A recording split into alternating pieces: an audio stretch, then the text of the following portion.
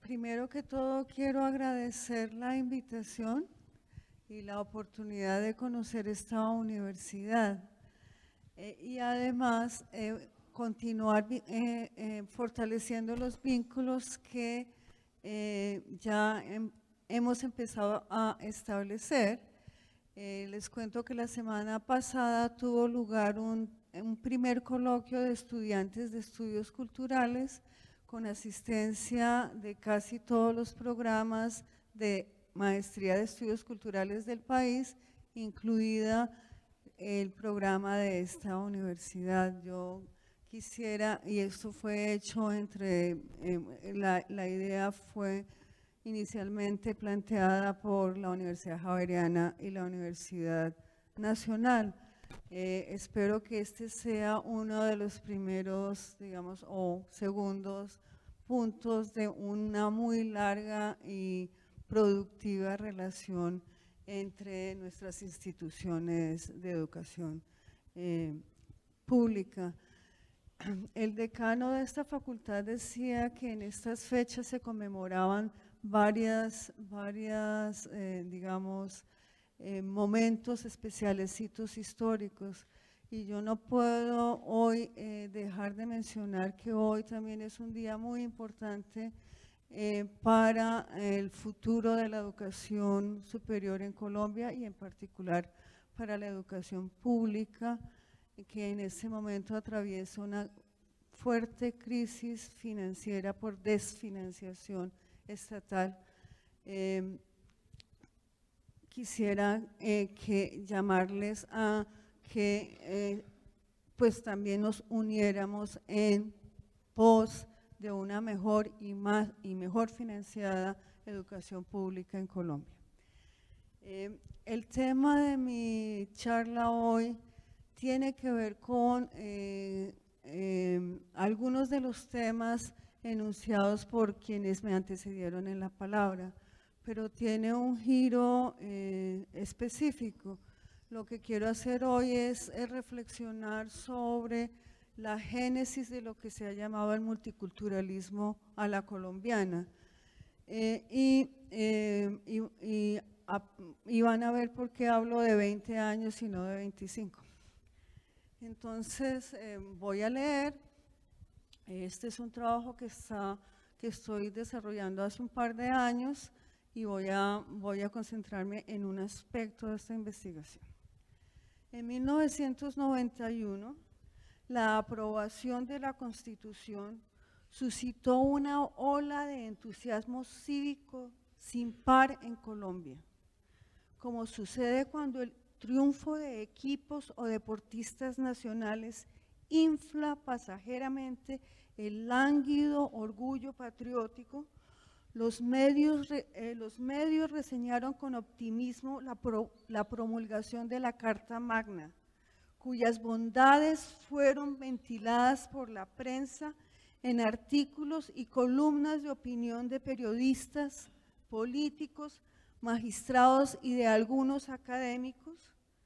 Apenas 2 días después de su aprobación, una periodista del más importante diario capitalino de circulación nacional la denominó Constitución Verde, un apelativo que ha hecho carrera por largo tiempo. A lo largo de este cuarto de siglo ha sido definida a sí misma como pluralista, incluyente, garantista y crisol de la democracia participativa. Al tiempo, su contenido ha sido difundido en escuelas y medios escritos y digitales, y sus alcances y desarrollos conmemorados y debatidos en la celebración de sus aniversarios emblemáticos. A poco más de 25 años de su firma, comienzo con las circunstancias que rodearon a la reforma constitucional en Colombia. Examino el ambiente esperanzador de inicios de los 90 y resalto los numerosos aspectos benéficos de la Carta Fundacional.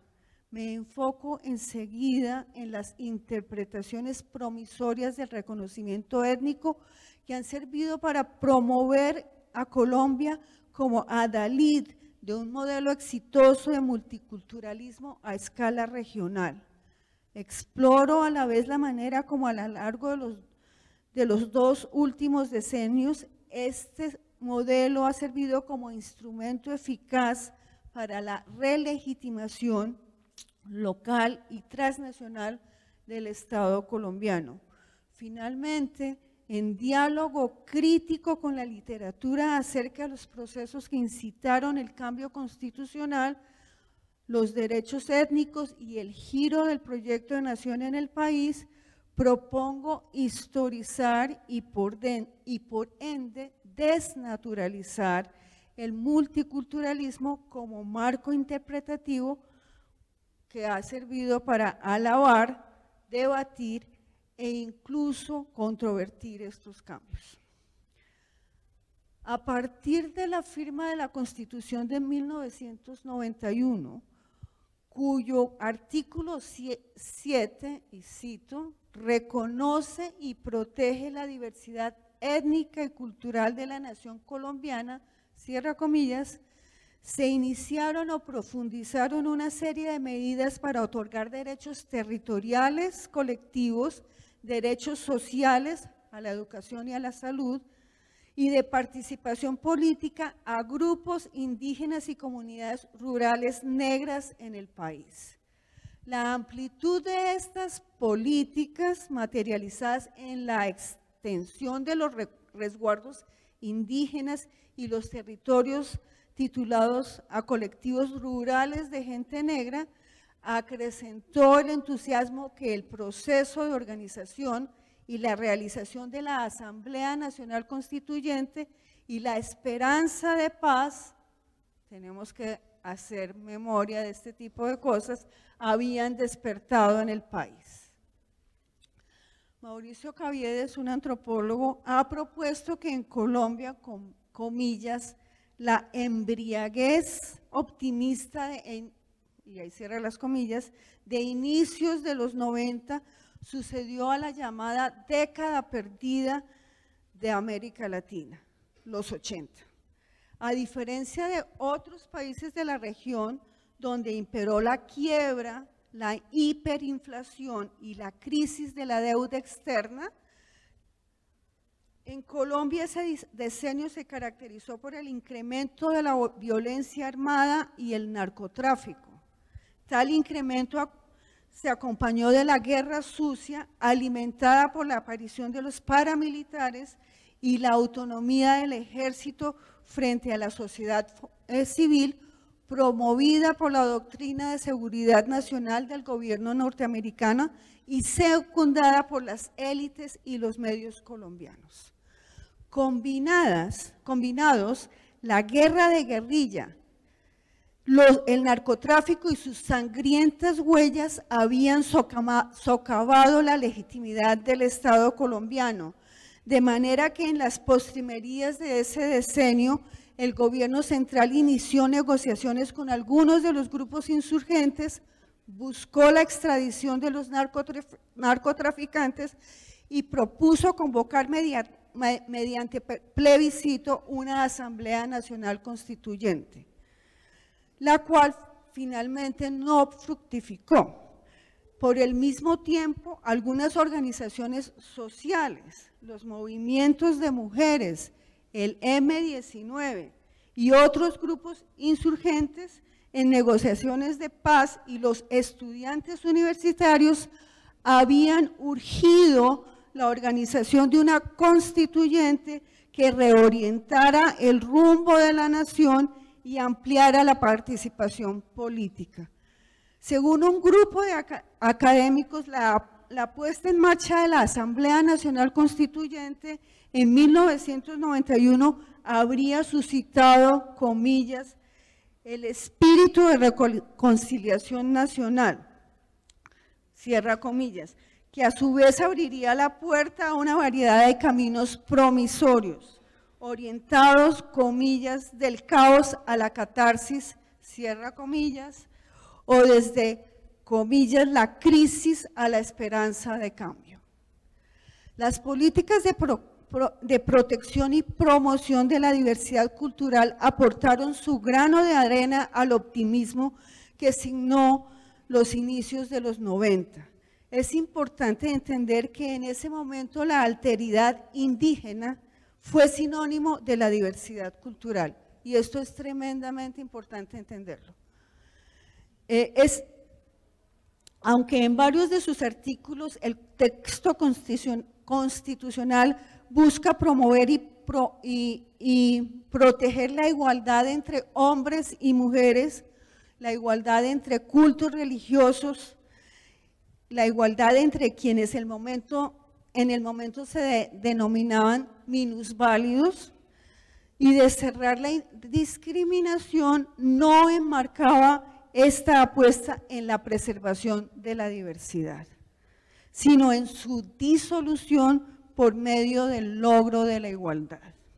En contraste, una singular definición de la etnicidad indígena, arraigada en la territorialidad ecológica periférica, la cosmovisión, la organización social y expresada en diacríticos de la diferencia cultural como la lengua y el atuendo, se convertiría en el modelo de diversidad cultural y en patrón de las jerarquías de la autenticidad cultural y étnica para las poblaciones indígenas, negras, raizales y romaníes.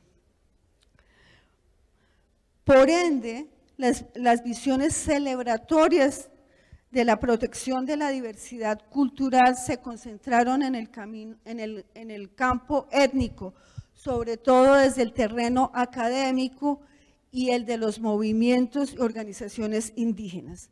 No faltaron razones que alentaran el optimismo.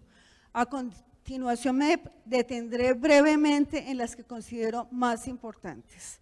Primero, las valoraciones positivas del proceso de formulación de la nueva Constitución y su abrazo a los derechos culturales. Con pocas excepciones, estas valoraciones concordaron en que la sanción constitucional se había gestado gracias a un exitoso proceso participativo.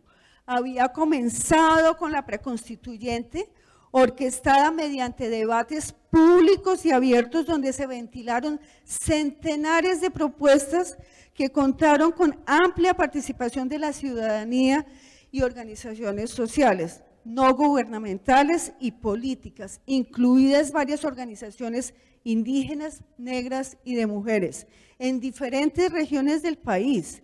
Estas reuniones tenían como objetivo elaborar propuestas para llevar a la Asamblea Nacional Constituyente, y desde allí se lanzaron las listas de candidatos y candidatas de los grupos participantes para la elección popular de los integrantes de la ANC. Aunque apenas reunieron el 27% de la población con capacidad de votar, los resultados electorales acentuaron el optimismo, se tradujeron en la quiebra parcial del bipartidismo, la alta representación del antiguo grupo guerrillero M-19, que por entonces reinsertado después de un acuerdo firmado en 1990, en la designación de 2 integrantes de organizaciones políticas cristianas y de 3 constituyentes indígenas, 2 de ellos elegidos gracias al apoyo de votantes no indígenas. La presencia indígena y su actuación en la Asamblea Nacional Constituyente, que ahora voy a decir ANC, despertaron la simpatía de los medios y de sus co-constituyentes. He estado buscando, pero con muy mala resolución, pero hay unas fotos de la prensa del momento en las que está Lorenzo Muela con su falda y ruana entrando al Capitolio, y que fueron como difundidos mucho por la prensa y como una imagen absolutamente impactante y que cambió como la manera que veíamos a los indígenas, o que la gente veía, porque los antropólogos y antropólogas ya estábamos acostumbrados a verlos de otra manera. Esto fue una señal diciente del cambio de época. Su participación, la participación de los grupos, de estos constituyentes indígenas, se tradujo en la aprobación de varios artículos de la Constitución, por ejemplo, concernientes a la protección del medio ambiente, el fomento de la educación, la cultura y, por supuesto, de los derechos indígenas. También fueron importantes en la inclusión del artículo transitorio 55 para comunidades, lo que se llamaba en ese momento comunidades negras, habitantes de las tierras baldías del Pacífico. Sin embargo, contra las visiones que celebraban la amplia participación, las organizaciones negras no tuvieron representación directa en la ANC, como tampoco la tuvieron los movimientos feministas y de mujeres o los grupos insurgentes. Pero ni la baja participación en la elección de 70 hombres y solo 4 mujeres que integraron la ANC, la exclusión de los movimientos de mujeres y de gente negra hizo mayor mella en el optimismo general que perduró varios años.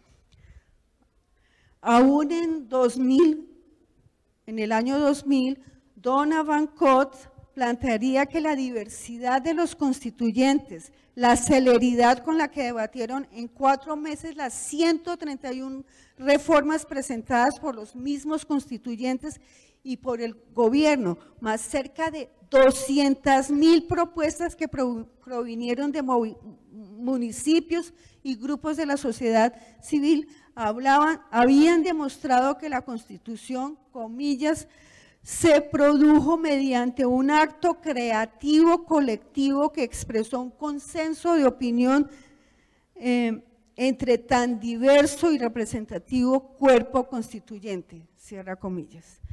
Segunda razón, la ampliación de los componentes culturales y étnicos constitutivos de la nación colombiana. En efecto, la nueva Constitución le dio la vuelta al decimonónico, al lema decimonónico monocultural que pregonaba y defendía la unidad de la nación y del Estado, centralista y confesional, que regía sobre solo un pueblo identificado por una religión, el credo católico, y un solo idioma, el castellano. También sacudió la ideología del mestizaje como una forma de ascenso social y de blanqueamiento.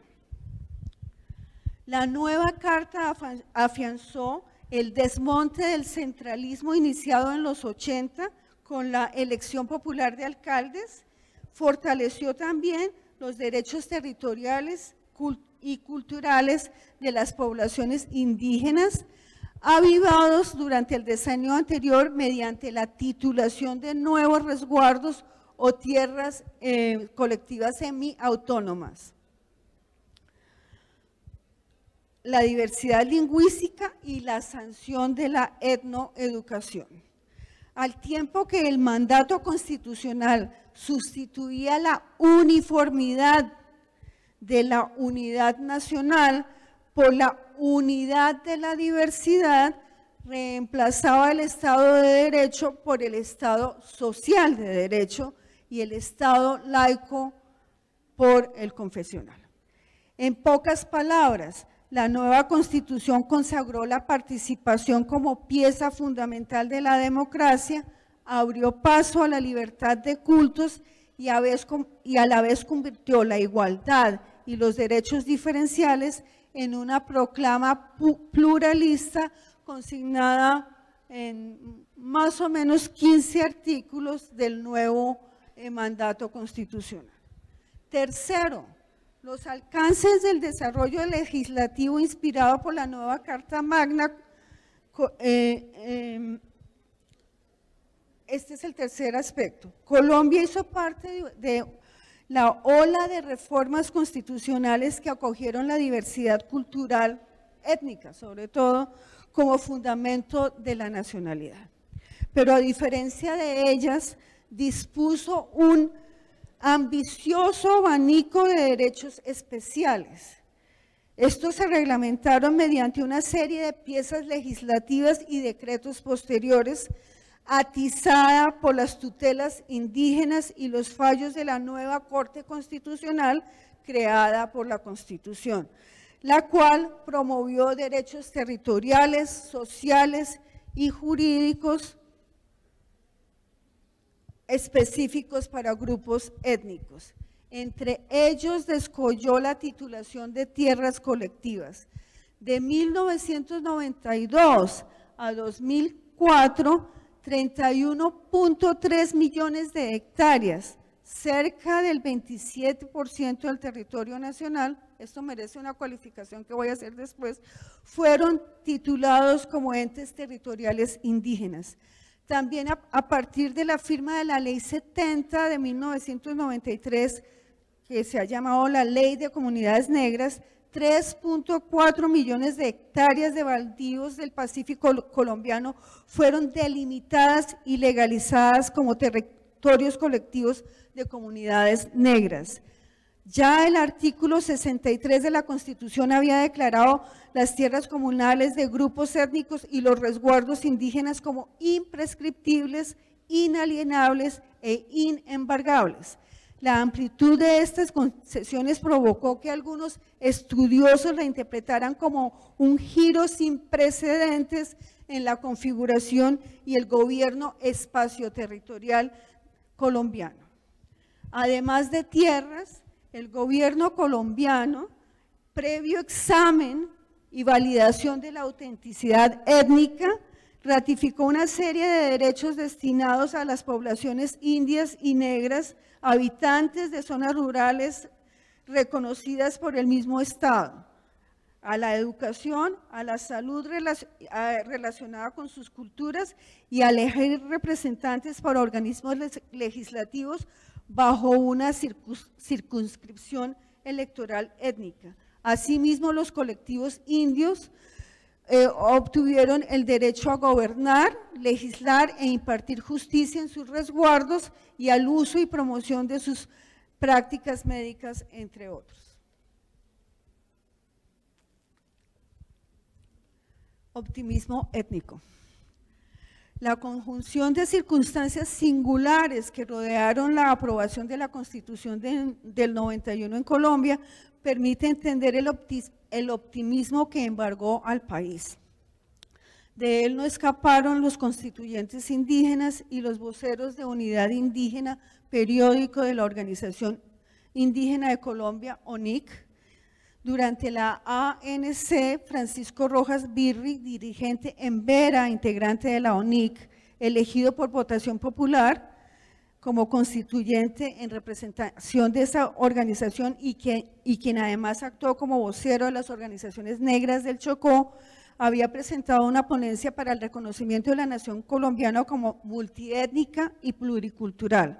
Aseveraba que en ella que la afirmación de la autonomía cultural, económica y política administrativa de las regiones y los grupos étnicos era una oportunidad, comillas, para que nuestro pueblo coseche paz, justicia, participación y vida, cierra comillas. 6 años después, el líder MISAC y constituyente indígena Lorenzo Muelas, de la Organización de Autoridades Indígenas de Colombia, escribiría que, comillas, nuestra presencia en la Asamblea Nacional Constituyente, considero yo, partió la historia de Colombia en dos, ya que fue entonces cuando los colombianos despertaron a la verdadera Colombia, a esa Colombia diversa en tantas formas, cierra comillas. Por su parte, el periódico Unidad Indígena había celebrado la presencia de los constituyentes indígenas. Y me voy a saltar esta parte, pero pues hay unas citas aquí de cómo lo celebró, y la ONIC, tanto la ONIC como la CRIC, el CRIC, celebraron las tareas de la ANC y la firma de la nueva carta. Optimismo académico.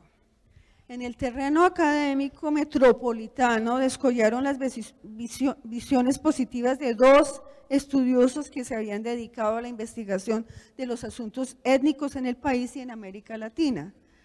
Año y medio después de la firma de la Constitución, Christian Gros, sociólogo francés, especialista en asuntos indígenas, planteaba que la nueva carta aseguraba a la organización indígena, comillas, una entrada duradera en la escena política y al más alto nivel. En adelante, un indio podrá pisar las gradas del Capitolio para algo distinto de barrerlas. Una revolución. Cierra comillas. En 1996, en una apreciación coincidente, la politóloga norteamericana Donna Bancroft calificaría de comillas verdaderamente revolucionarias, cierra comillas, las provisiones de derechos indígenas otorgadas por la Constitución. Proponía entonces que las generosas concesiones territoriales y de derecho para los grupos indígenas y negros saldaban la perdurable deuda histórica de discriminación y exclusión que había gravitado sobre esos grupos étnicos. Aunque el tono positivo destellaba en las interpretaciones académicas citadas, no dejaban de lado cierta dosis de escepticismo. En el mismo artículo del cual acabo de citar a Gros, él había avisorado los retos que planteaba la participación indígena en la política electoral y en el gobierno de sus resguardos. Y más tarde, como 6 años después, Bancroft admitiría que a pesar del inicial éxito electoral de 1991, el cual había resultado en la elección de 3 senadores y un representante indígenas a la Cámara, esto no se había traducido en avances palpables para los derechos étnicos.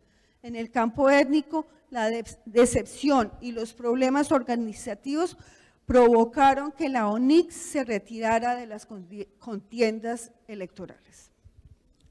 Quienes investigaban desde Colombia estos asuntos también cifraron sus esperanzas de cambio en la nueva carta. A manera de ilustración, y hay muchos otros ejemplos, pero esto a mí me parece muy interesante, me detendré en la visión de la figura académica más prominente en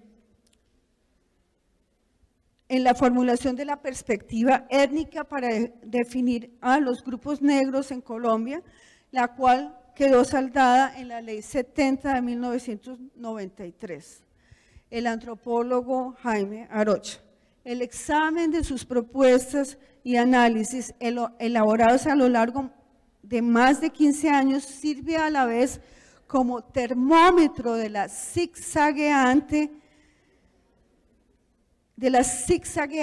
esperanzas y frustraciones que produjo el reconocimiento de la diversidad étnica de la nación colombiana. En 1989, antes de la Asamblea Nacional Constituyente, Arocha había publicado un artículo en el magazine dominical del Espectador y allí había propuesto que, comillas, la nación multiétnica como aspiración posible. La había calificado como utopía para los excluidos y como sueño permitido. Para alcanzarla proponía una reforma constitucional. Todo el mundo en esa época proponía reformas constitucionales. En vez de que la afiliación a la nación requiriera la renuncia a la identidad propia y la afiliación a una, comillas, raza, a una lengua, a una religión y a una sola ideología, proponía: aspiramos a que algún día estemos guiados por un nuevo marco constitucional que dentro de la unidad nacional le dé cabida, legitimidad y permanencia al derecho de ser diverso en lo sociorracial, lo económico, lo histórico, lo lingüístico y lo religioso. En ese momento Arocha definía las etnias como pueblos distintos por su forma de manejar la tierra, de gobernarse, de hablar, de adorar a sus dioses y en ocasiones hasta de en su apariencia física y manera de vestirse. Esto condensaba la diversidad cultural del país y a la vez era el signo de la exclusión social que había marcado a la historia colombiana. Según Arocha, aunque con muchas limitaciones, los indígenas habían sido reconocidos como etnias. En contraste, los pueblos negros, en particular los del litoral pacífico colombiano, que se distinguían por sus parentelas, formas específicas de territorialidad y gobierno, habían sido etnias invisibles para las que habría que promover garantías permanentes de su plurietnicidad.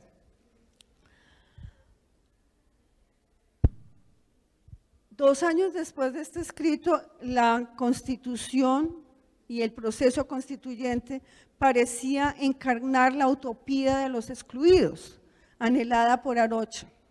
Sin embargo, la puesta en marcha del nuevo marco constitucional incluyente, emblema de la nación pluriétnica que Arocha había augurado, no había contemplado a las poblaciones negras de la misma manera que a las poblaciones indígenas. Solo hubo un constituyente negro quien renunció muy pronto y que además no fue elegido en representación de las organizaciones sociales negras que participaron en la preconstituyente. Aunque la carta dedicaba varios artículos que consagraban los derechos culturales, sociales y territoriales colectivos, privilegiaba a los pueblos indígenas mientras mencionaba en más de 20 ocasiones a las comunidades indígenas o a los pueblos indígenas, apenas destinaba 5 apartados a los grupos étnicos, noción que podría cobijar a la gente negra. Más grave aún, la única referencia específica de tales derechos para las poblaciones negras se restringía al artículo transitorio 55 y este solo incluía a quienes habían ocupado, comillas, las tierras baldías en las zonas rurales ribereñas de los ríos de la cuenca del Pacífico, cierra comillas. Ante tal panorama, Arocha sugeriría que la nueva Constitución había reiterado, comillas, una de las aberraciones de la Carta del 86, excluir de la nación a los descendientes de los esclavos traídos desde África desde el siglo XVI hasta mediados del XIX. Un poco más de 10 años después renacía el optimismo de este autor, quien en 2004 aseguraba que después de casi 2 siglos de vida republicana, el artículo 7 de la Carta Magna por fin había reconocido a la nación colombiana la caracterizaban diversidades culturales cuya salvaguardia es responsabilidad estatal. Aunque lamentaba la falta de voluntad política para aplicar la Ley 70, desarrollada en 1993 a partir del artículo 55, y las omisiones de funcionarios que no percibían a las comunidades negras como pueblos étnicos, calificaba los alcances de esa ley, que por entonces, como ya dije, había otorgado cerca de 4 millones de hectáreas del litoral pacífico como una reforma agraria que brindaba opciones de participación y gestión democráticas que en 1980 eran imposibles de pensar. Así, según Arocha, la Ley 70 de derechos,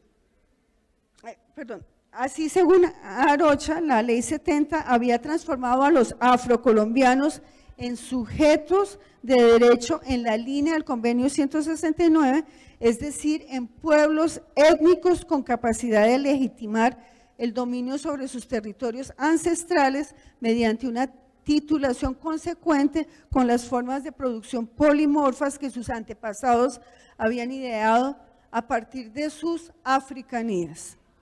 A pesar de las reticencias, el optimismo primó en los primeros años, tanto en el campo académico internacional como en la promoción internacional de las políticas públicas colombianas.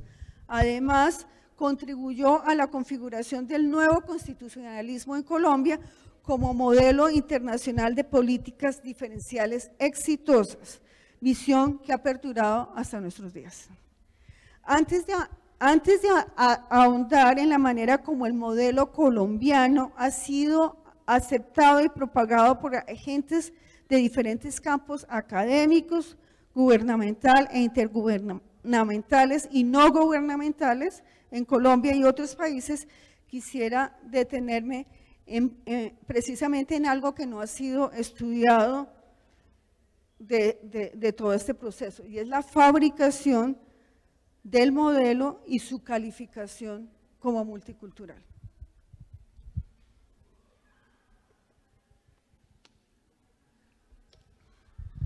Quisiera saber cuánto tiempo me queda.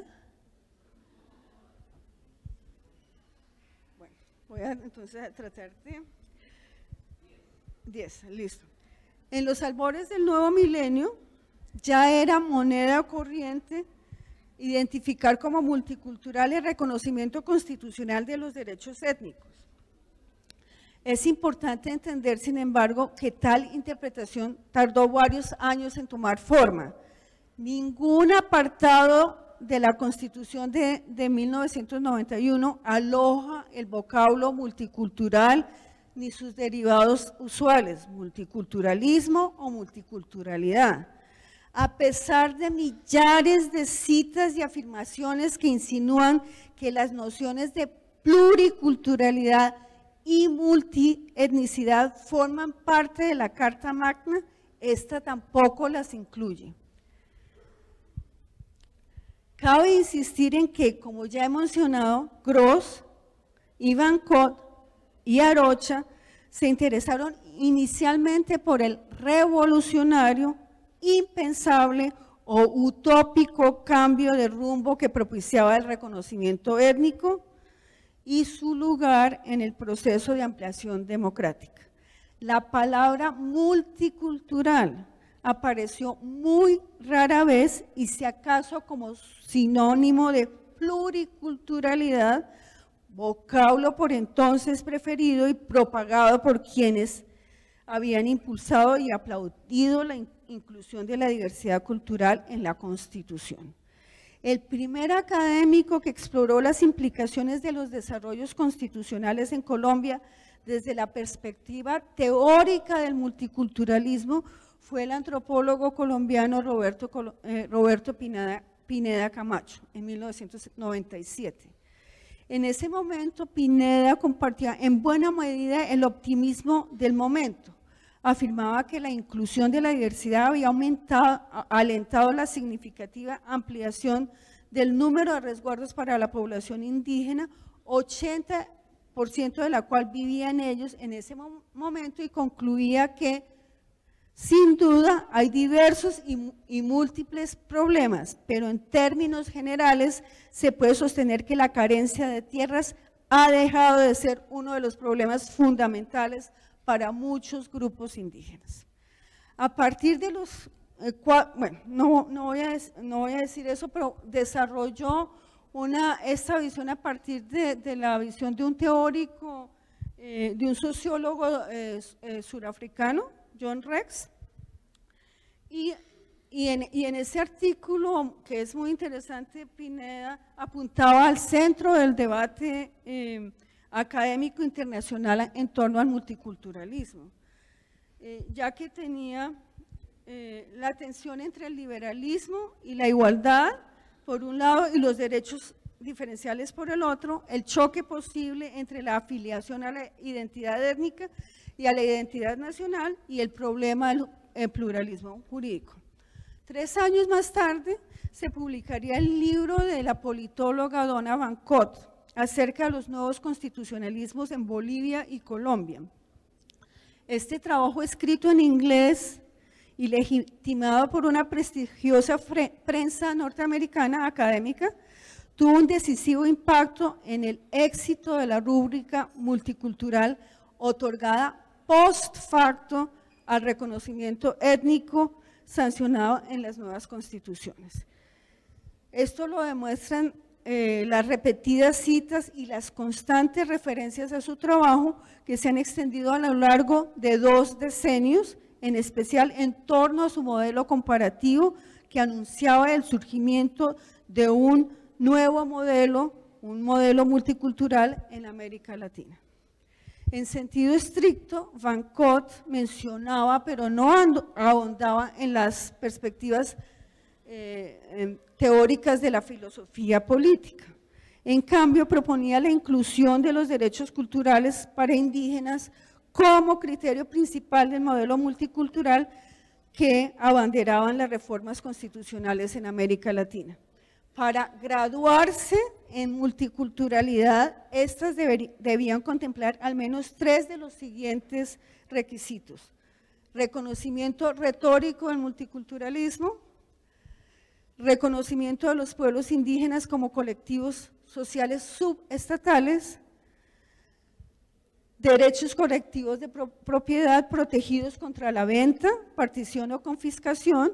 Cuarto, reconocimiento oficial de las lenguas indígenas. Quinto, garantía para la educación bilingüe. Muy pronto y casi siempre en referencia a Van Cott, cobró fuerza este giro interpretativo para calificar el viraje de la unidad o unicidad hacia la diversidad cultural en los proyectos de nación y en las políticas públicas en América Latina. En otras palabras, apoyada en los nuevos derechos étnicos, la óptica multicultural capturó y enmarcó las interpretaciones académicas. Aunque desde entonces no han cesado las discusiones acerca de las bondades y tribulaciones del modelo multicultural en la región, sus implicaciones en las políticas de la identidad y los vínculos entre las políticas de reconocimiento étnico y el neoliberalismo, quienes abrazaron o abrazamos este marco interpretativo, no han debatido las bondades y tribulaciones del modelo conceptual que han marcado los debates.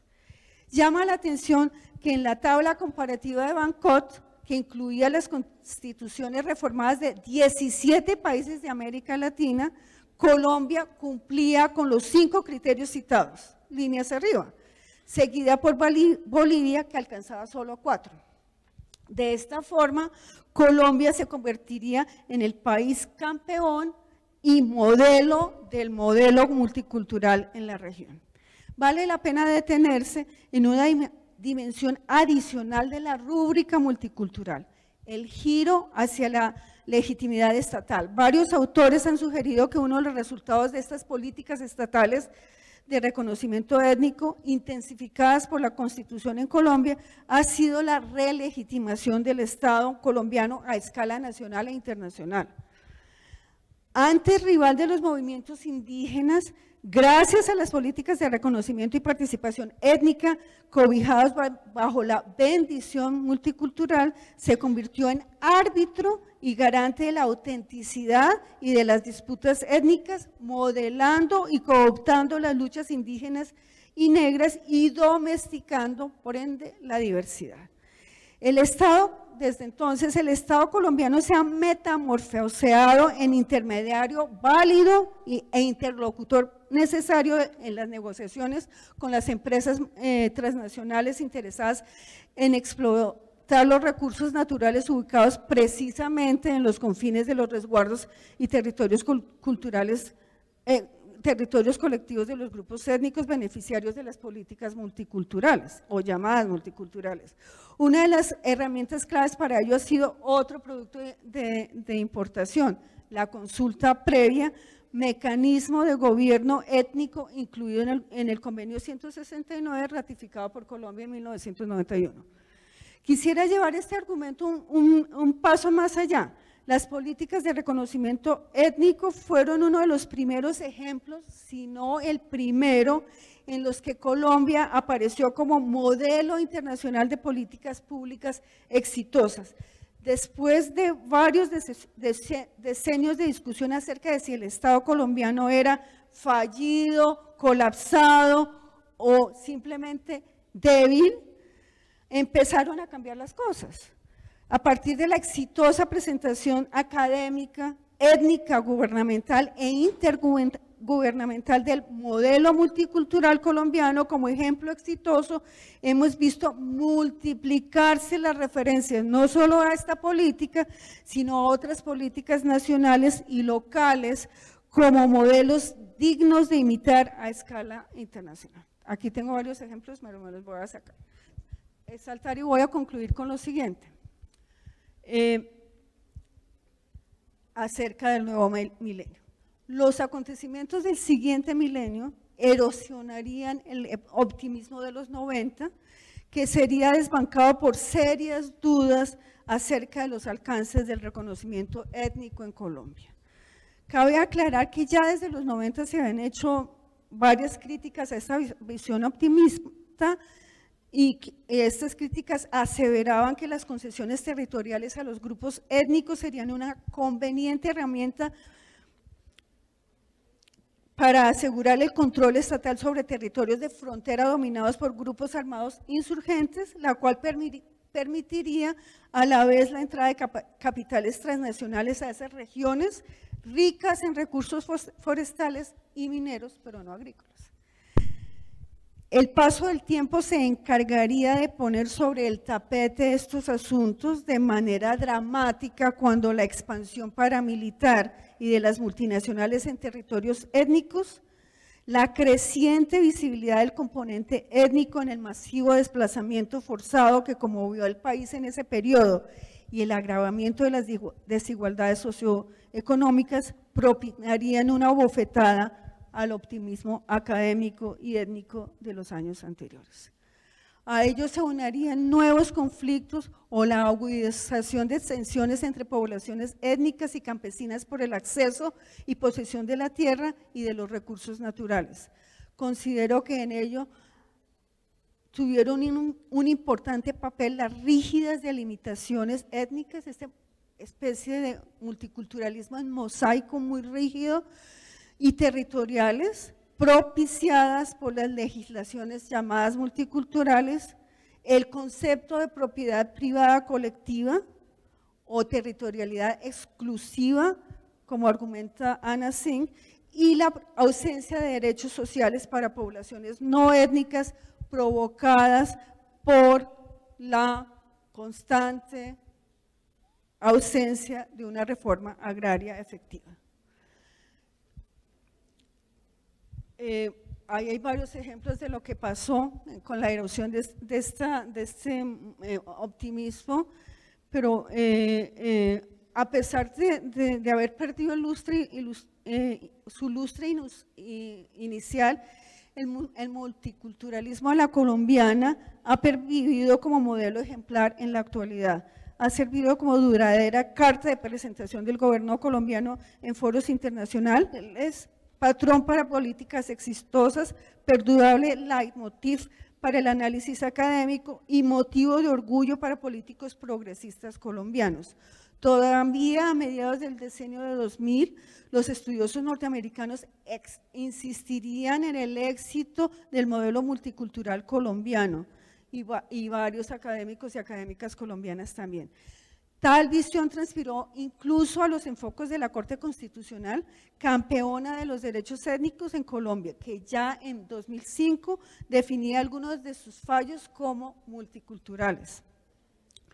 Aunque reconozco, como han argumentado varios estudiosos, que no hay un solo multiculturalismo, mi hipótesis es que la rúbrica multicultural, las nociones asociadas a ellas como multiculturalismo, multiculturalidad, e incluso sus ulteriores recortes semánticos como multiculturalismo constitucional, multiculturalismo neoliberal, alternativo, verde, suministraron un ropaje verbal, académico, polisémico y cosmopolita conveniente para definir y legitimar el giro étnico en América Latina como un paradigma internacional y transnacional desde una aparente neutralidad que reviste la hegemonía teórica del norte global.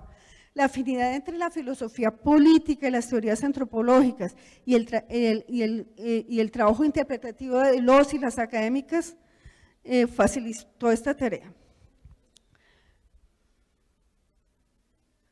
A la vez, la investidura multicultural pone al desnudo las profundas desigualdades teóricas entre el norte y el sur global, más allá de los marcos de apropiación y tráfico de teorías.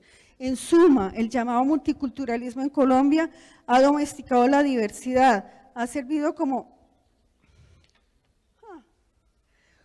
doctrina, como excusa. Se me perdió la última página.